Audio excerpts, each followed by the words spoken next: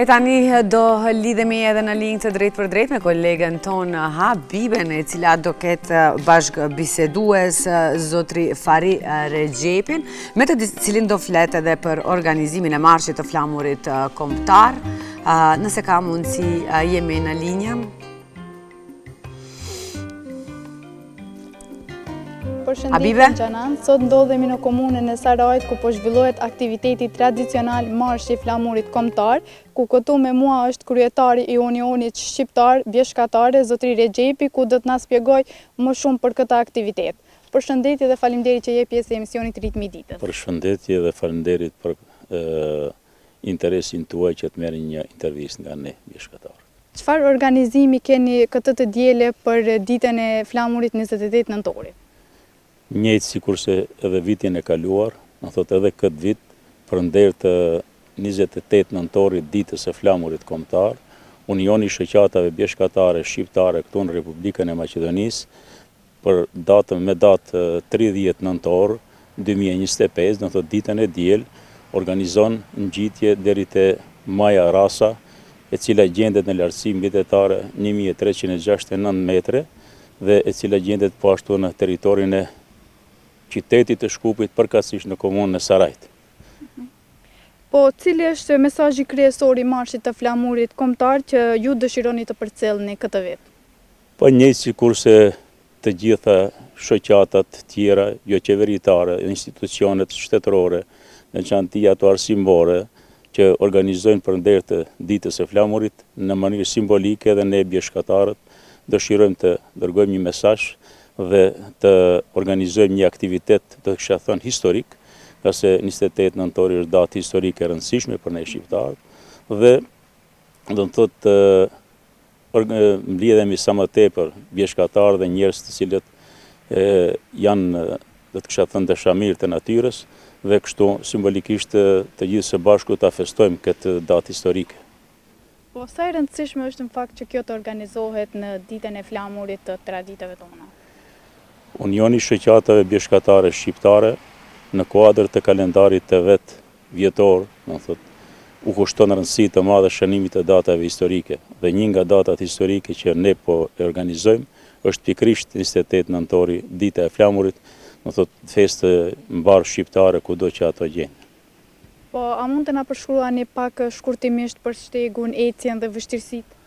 Po, me këtë rast do të dëshiroja që të bëj një apel, edhe pse ne kemi publikuar ftesën tonë publike, ku kemi ftuar të gjitha federatat, unionet, shoqatat, klubet bjeshkatare dhe gjithë dashamirët e natyrës që me 30 nëntor, ditën e diel, të na bashkangjiten në këtë aktivitet, do të kisha thënë të rëndësishëm historik, dhe shpresojmë se përgjigjes tonë do t'i përgjigjen ftesës tonë, do t'i përgjigjen masovikisht njerëzit, nga se vitin e kaluar si Unioni i Shoqatave Bjeshkatare për herë të parë organizuam këtë aktivitet pikërisht në këtë majën Rasa, dhe pjesëmarrja ishte diku mbi 300 pjesëmarrës.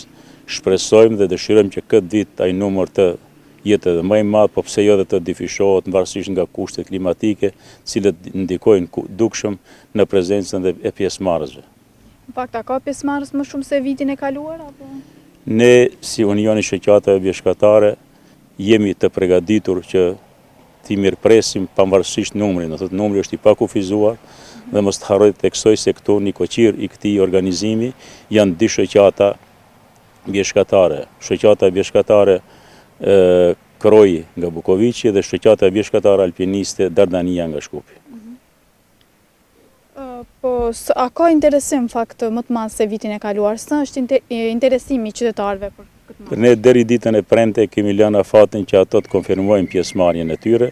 Jemi optimist se interesimi do të jetë shumë i madh, dhe ne nga ana tjetër jemi të përgatitur për një numër të pakufizuar, sado që të jetë ai numër. Sa më shumë që të jemi, aq më i begat do të jetë ky event. Po çfarë masa sigurie keni marrë për të garantuar një ecje sa më të qetë? Kemi bërë të gjitha para përgatitjet dhe përgatitjet e nevojshme, ku do të jetë një numër i konsideruar i bjeshkatarëve, do thotë të angazhuar rreth udhëheqjes këtij aktiviteti, dhe normal njoftohen edhe institucionet shtetërore, me veçanti ajo e Ministrisë së Punëve të Brendshme, që të jenë edhe ata të njoftuar se një numër i madh bjeshkatarësh këtë diel do të ngjiten në majën Rasa në komunën e Sarajit. Po sa e rëndësishme është që ky marsh të zhvillohet në nder të flamurit kombëtar?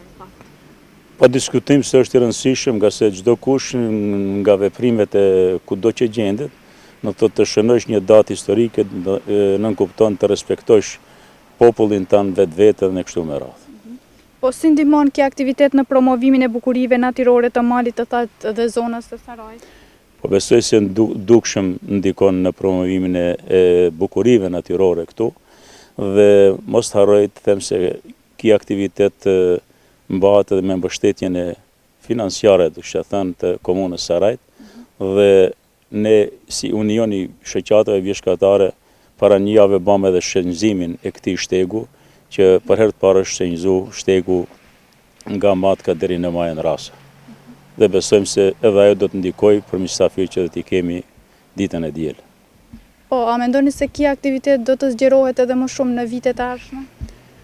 Po sigurisht se po, çdo fillimi ka vështirësitë e veta, dhe ne me qenë se fillimi ka qenë me mbi 300 pjesëmarrës, jemi shumë optimist se kjo aktivitet do të vazhdojë edhe viteve në vijim, dhe sigurisht se do të shtohet edhe më tepër interesimi i pjesëmarrësve të njerëzve, në çantin këtë rast bjeshkatarëve dhe atyre që janë dëshamirë të natyrës.